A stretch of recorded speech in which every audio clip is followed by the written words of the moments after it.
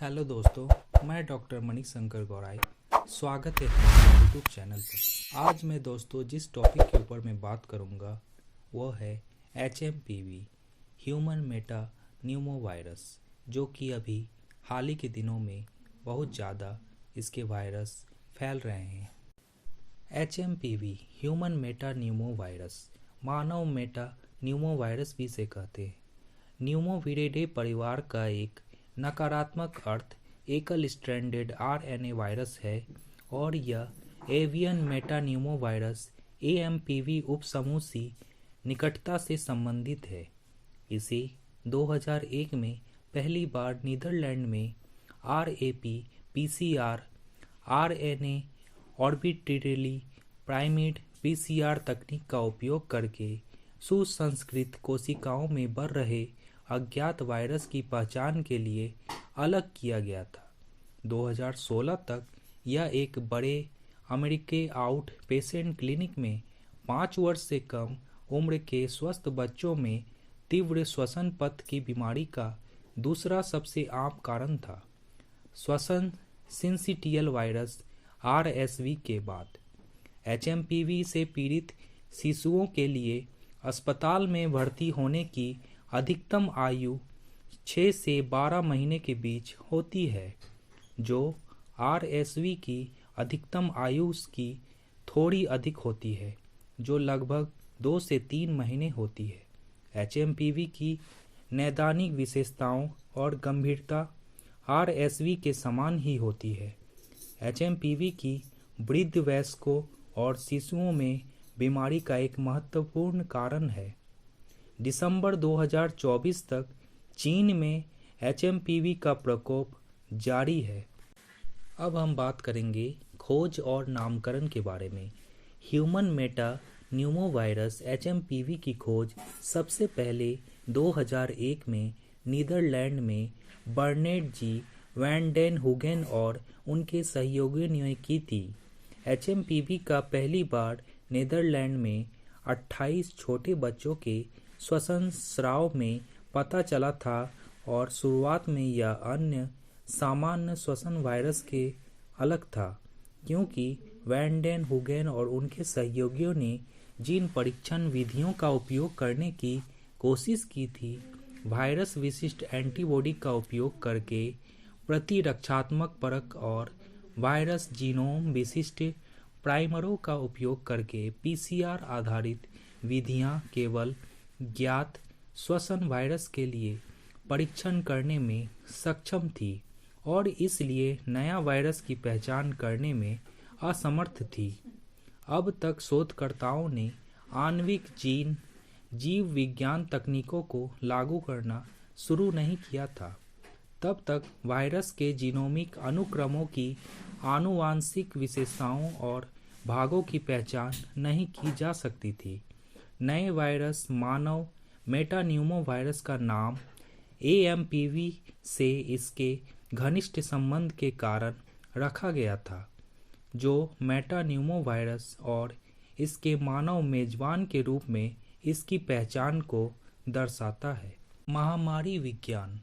HMPV America के एक out patient clinic में अन्यथा स्वास्थ्य बच्चों में तीव्र श्वसन पथ की बीमारी के 12% मामलों के लिए जिम्मेदार था और 2010 से 2012 में संयुक्त राज्य अमेरिका में 5 वर्ष से कम और उससे अधिक उम्र के बच्चों में अस्पताल में भर्ती होने की आवश्यकता होने वाले सामुदायिक अधिग्रहित निमोनिया के 15% और 8% मामलों क्रमशः के लिए जिम्मेदार था।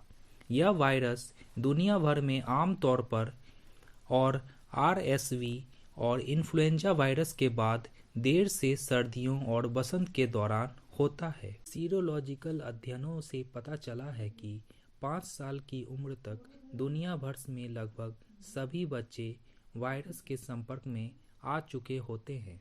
शुरुआती जीवन में लगभग सार्वभौमिक संक्रमण के बावजूद बड़े बच्चों और वयस्कों में पुनः संक्रमण आम है।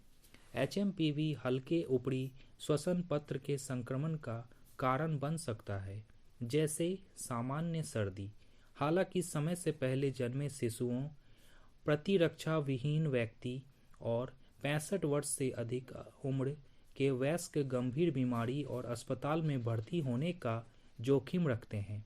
अस्पताल में भर्ती होने और आपातकालीन कक्ष में जाने के कुछ अध्ययनों में एचएमपीवी वृद्ध वयस्कों में इन्फ्लुएंजा जितना ही आम और गंभीर है।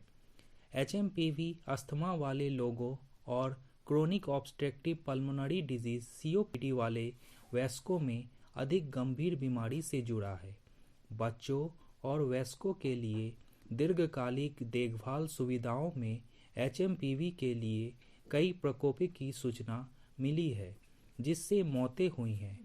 जीनोम एचएमपीवी की जीनोमिक संगठन आरएसवी के समान है।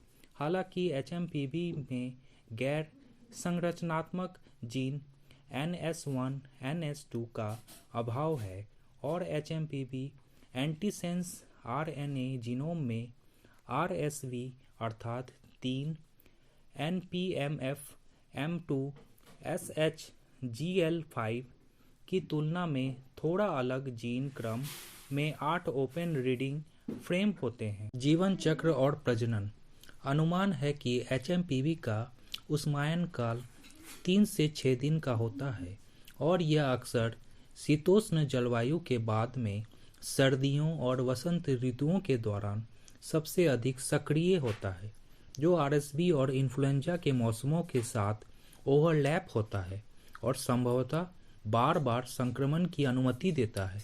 2012 तक एचएमपीवी और इसके प्रतिकृति चक्र को अच्छी तरह से समझा नहीं गया था। एचएमपीवी के प्रतिकृति चक्र के कुछ प्रमुख चरणों का अध्ययन पैरामाइस्कोविरिडे परिवार के 12 बाकी सदस्यों के वायरल जीवन चक्रों और प्रजनन उपायों पर आधारित प्रयोगों के साथ किया गया था। एचएमपीवी प्रतिकृति चक्र का पहला चरण मेजबान कोशिका से जुड़ना है, विशेष रूप से श्वसन पत्र की उपकला कोशिकाओं से जी प्रोटीन का उपयोग करके।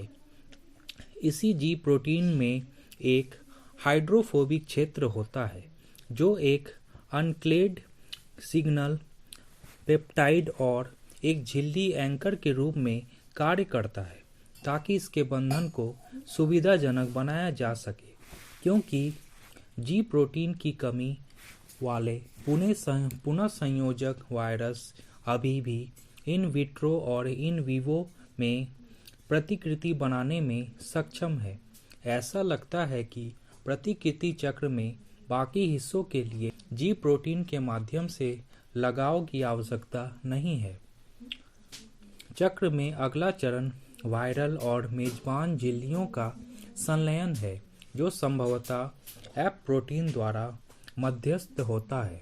हालांकि संलयन यंत्र अन्य पैरामाइस्कोविरिडे परिवार के सदस्यों के समान ही है और इसमें एफ प्रोटीन के संरचनात्मक परिवर्तन शामिल है।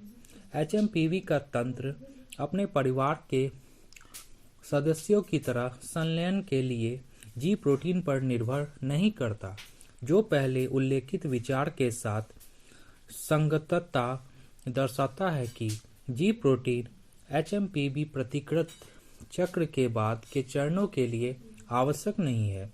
एफ प्रोटीन का संलयन कार्य एक अजीर्ण ग्लाइसिन एस्पार्टेट आरजीडी रूपांकन का उपयोग करके इंटीग्रीन अल्फा भी बीटा 1 के माध्यम से मेजबान कोशिकाओं को बांधने की इसकी क्षमता को सिद्ध हुआ है, जिसे संलयन झिल्ली घटनाओं के ट्रिगर को माना जाता है। एचएमपीवी के लक्षणों के लिए होम्योपैथिक दवाएं हैं जो कि इम्यूनिटी बूस्टर का काम करती हैं। सबसे पहली दवा है जस्टिसिया एडाटोडा मदर टिंचर। इसका प्रयोग एचएमपीवी के सर्दी खांसी में उपयोग किया जाता है, जो कि तुरंत हो रहे लक्षणों को कम करने और प्रतिरोधक क्षमता को बढ़ाने का काम करती है। दूसरी दवा है हेपर सल्फ। हेपर सल्फ 30 का प्रयोग करने से आपके सर्दी खांसी और ठंड लगने की प्रवृत्ति को कम करने और इम्यूनिटी को बूस्ट करने का काम करती है। ये 2 दवाएं अगर आप प्रयोग में लाते हैं तो HMPV के शुरुआती लक्षणों को कम करने में मदद करेगी और इम्यूनिटी को बूस्ट करने में भी मदद करेगी। दोस्तों, अगर आपको HMPV से जुड़ी दी गई हुई जानकारियाँ अगर आपको फ़ायदेमंद लगी हो और आप इसके लक्षणों को और इसके इतिहास को जान पाए हो तो चैनल को लाइक, शेयर और सब्सक्राइब करें।